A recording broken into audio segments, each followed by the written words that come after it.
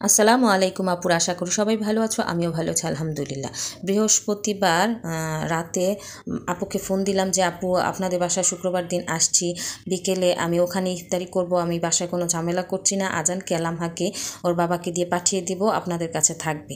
তো এই বলে শেষ করে দিলাম কথা। তো সকালে উঠে আমার কিছু কাজ ছিল, রাতের সেহরি খাওয়ার পর কিছু ভাত ছিল, সেগুলো গরম করতে নিলাম। আর এই যে দেখো ফ্রাই প্যানে কিন্তু আমি কিছু পানি দিয়ে গরম করলাম, কেননা অনেক সময় দেখা যায় একটা পাত্রের মধ্যে অনেক কাজ করতে হয়, আর অনেক কাজ করলে একটু হলুদ টলুদ হয়তো ভাজাভাজি হয়, তখন এই যে একটু পানি দিয়ে কড়াইয়ের মধ্যে বসাবে ফ্রাই প্যানটা, তখন দেখবে আলগা হলুদটা আলগা তেলটা সব কিছু উঠে যাবে পানিতে। তো পানিটা ফেলে দিলে কড়াইটা খুব পরিষ্কার হয়ে যায়। এটা কিন্তু আমি সাবান দিয়ে ধোয়ার পর করি। তো এই যে আবার ভাতটাও গরম দিয়েছি কিছুটা পানি দিয়ে। এভাবেও তোমরা দেখতে পারো যে অনেকে দেখি অল্প হোক আর বেশি হোক অনেক পানিতে ভাতটা চড়িয়ে দেয়, মানে বসায় দেয়। কিন্তু আমি ভাত পরিমাণ মতো ভাতের সাথে কিছু অল্প কাপ দিয়ে পানি দিয়ে সেই ভাতটাকে গরম করি। যে দেখো ধোঁয়া বের হচ্ছে, তো ধোঁয়া বের হলে বুঝতে হবে যে ভাতে পানিটা শুকিয়ে গেছে। আর এই হচ্ছে তোমাদের ভাইয়া রাতে ভ্যাসন এনেছিল, ভ্যাসনটাকেও একটু চেলে রাখলাম। তো ভ্যাসনটা চালছি, আর একটা যে পাত্রে নিয়েছি সে পাত্রটা আমার কাছে মনে হচ্ছিল যে পাত্রটা হয়তো বা ছোটো হয়ে যায় 1 কেজি ভ্যাসনের মধ্যে। তো দেখলাম যে অনেক কিছুই ছোট দেখতে মনে হয় কিন্তু কাজে অনেক বড়।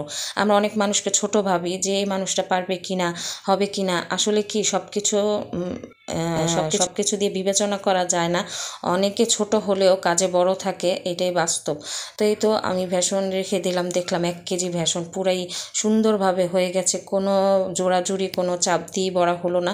তো এদিকে তো আজানকে আমি রেডি করিয়ে দিলাম, আজান চলে গেল। আর আমাদের শপিং শেষ করে আপুর বাসায় আসলাম।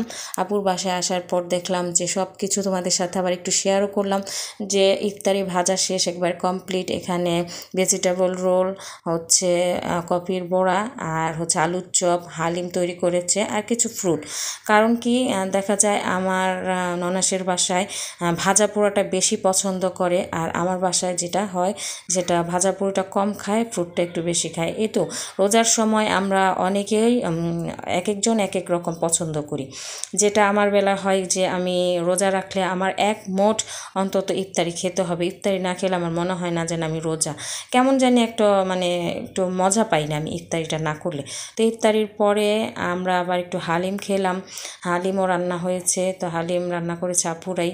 বললাম তো সব কিছুই আপুদের হাতে রান্না হয়, বাইরে থেকে খুব কম কেনা হয়। আর এইদিকে বিল্লু নিয়ে সবাই খেলা করছে, জায়ের মেয়ে, আমার মেয়ে আজান, সবাই খেলা করছে।